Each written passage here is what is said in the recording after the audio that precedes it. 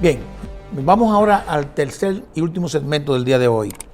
Vamos a hablar, Arnaldo, sobre las debilidades de otros sectores, que son otras instituciones, como los casinos, como los abogados, los contadores públicos, las inmobiliarias y otros, que han sido designados como sujetos obligados a raíz de la última ley, inclusive, y que muchos de ellos no eran sujetos obligados o no lo sabían.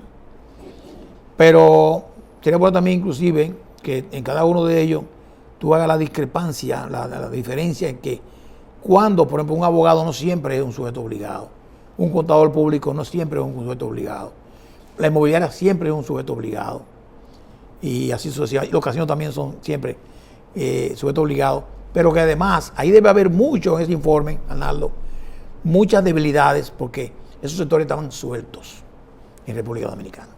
Sí, este era un sector que no tenía, es el sector de las actividades y profesiones no financieras designadas, que de acuerdo al Grupo de Acción Financiera también deben ser considerados como sujetos obligados. Pero un sector que, aunque algunos de ellos, como tú señalas, estaban ya incluidos en la Ley 7202, no tenían un regulador por naturaleza, la ley no especificaba quién lo iba a regular. Y no sabían que era sujeto obligado. Y al no tener regulación, nunca se implementó y no había un seguimiento a esto. En la UAF se empezó en el 2012, creo que fue, se creó un departamento que supuestamente era el que lo iba a regular y a supervisar, con miras ya a la evaluación del GAFI que venía y a las debilidades que habían salido en la tercera ronda de evaluación, de que este era un sector que no tenía ningún regulador.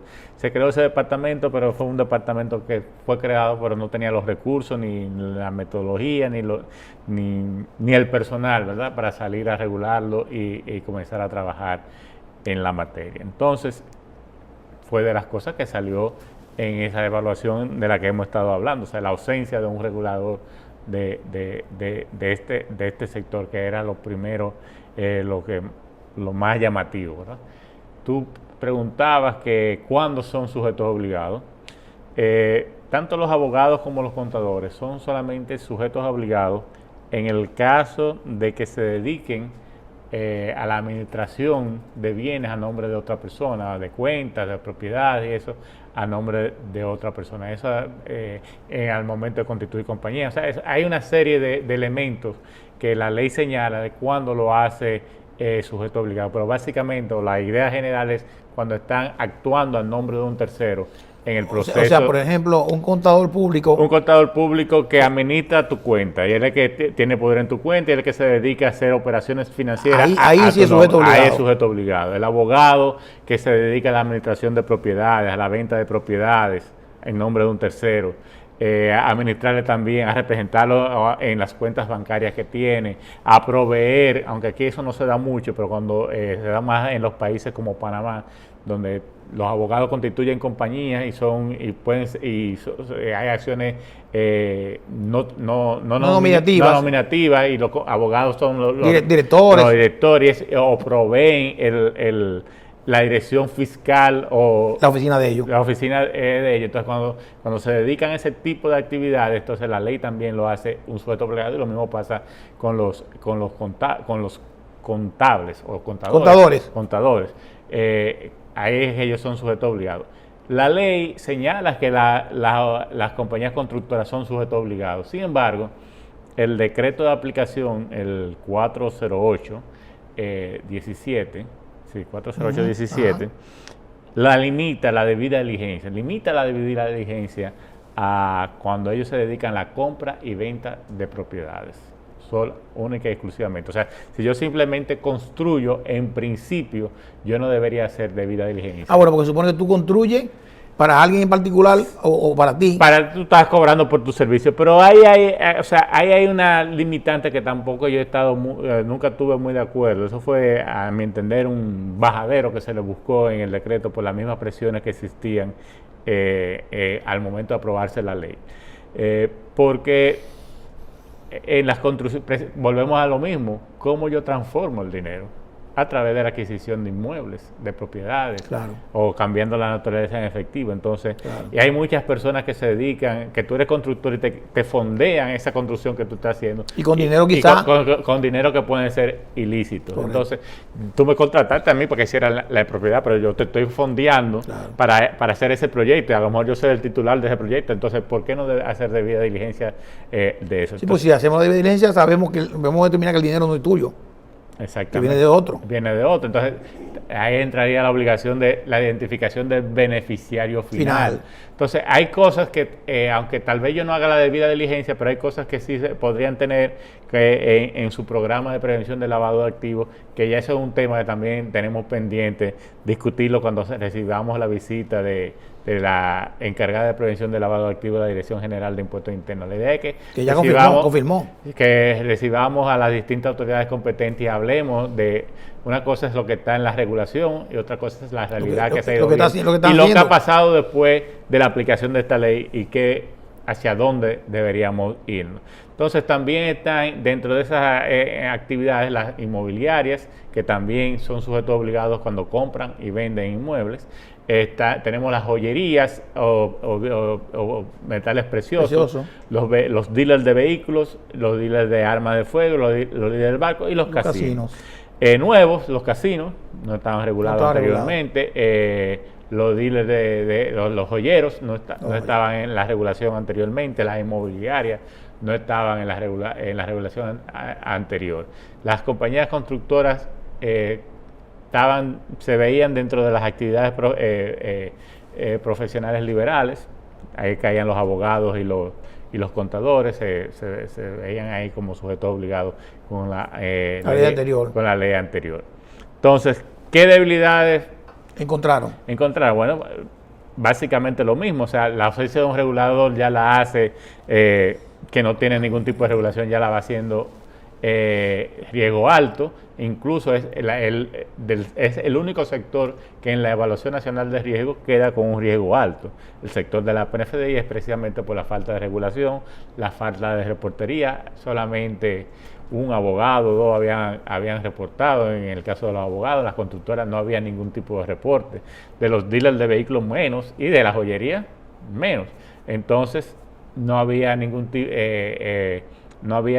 un regulador y no había ningún cumplimiento de las obligaciones legales, lo que lo hace riesgo alto. La información también estaba muy degregada, no había dónde acudir.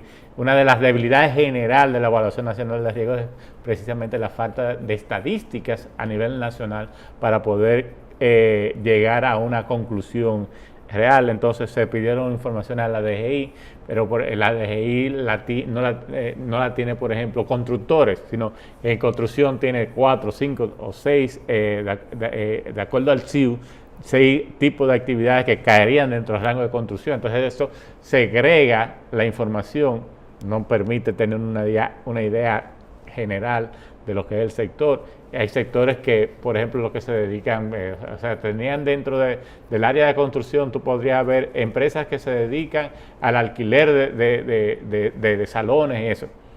Eso no caería dentro de un sujeto obligado. Entonces esa información no nos servía, aunque sí vino aglomerada en la información. Entonces fue uno de los elementos que más dificultó llegar a una conclusión. Pero definitivamente, básicamente, ese sector fue un sector alto, o sea, de riesgo alto, y también coincide, ¿verdad?, con el resultado de la evaluación del Grupo de Acción Financiera Latinoamericana. Entonces, una de las debilidades que nos señala es precisamente la falta de identificación o de la cantidad, por ejemplo, de sujetos obligados que existen en ese sector.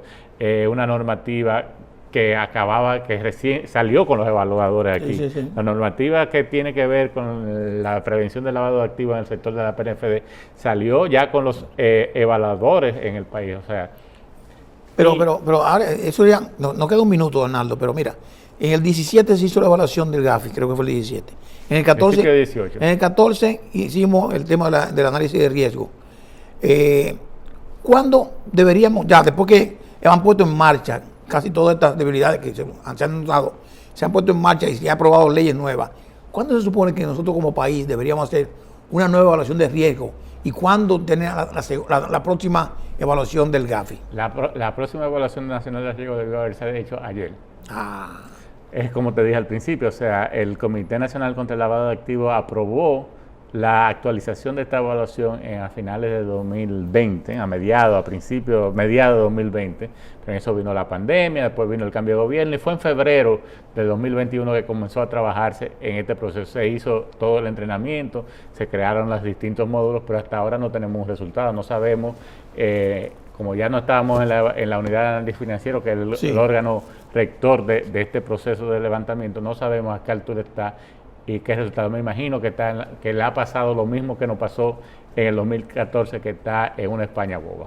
Bueno, Arnaldo, se nos terminó el tiempo, no hay para más, así que te dejo la palabra a ti para que despida el programa con tus amigos televidentes. No, volverle a dar las gracias a nuestros seguidores por todas las semanas estar con nosotros, que se acuerden de suscribirse al canal, darle a la campanita para que cada programa le llegue, lo puedan ver, se mantengan actualizados y por ahí mismo por los canales, por las redes sociales, ponerse en contacto con nosotros, hacernos preguntas, interactuar con nosotros, criticarnos, porque eso también nos ayuda a nosotros. Claro, no lo sabemos todo, podemos estar equivocados, podemos tener una posición errada, como pasa, y nada, por ahí estamos. Bien. Porque aunque no lo sepamos todo, tenemos algo que es la experiencia. Eso es así.